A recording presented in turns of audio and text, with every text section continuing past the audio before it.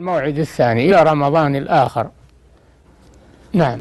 معنا اتصال أبو عمر من حفر الباطن. نعم أبو عمر. السلام عليكم ورحمة الله وبركاته. السلام. نشهد الله على حبك يا شيخنا. حياك الله. أبو عمر. شيخنا سؤالنا. تفضل.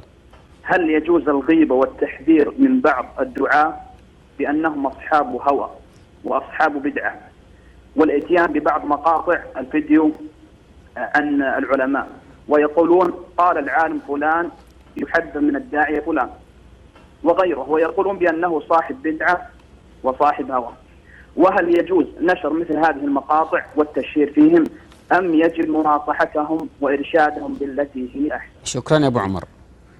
تفضل. هذا الذي ذكرته في آخر كلامك هو الواجب، المناصحة وبيان بيان أخطائهم لهم لعلهم يتراجعون عنها، ونقل ما قيل فيهم من أجل أن يستدركوه.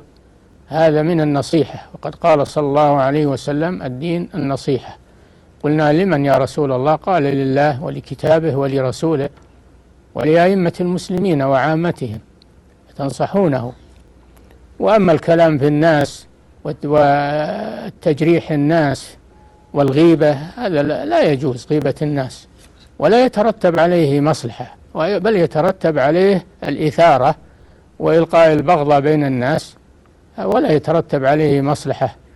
فلا تشتغلوا بهذا، بالكلام في الناس ولا في الدعاة، وإن أخطأوا إن قدرتم تبينون لهم وتنصحونهم فهذا واجب، وإلا فاسكتوا عنهم واحفظوا ألسنتكم. نعم. محمد من المدينة المنورة على ساكنها أفضل الصلاة وأتم التسليم.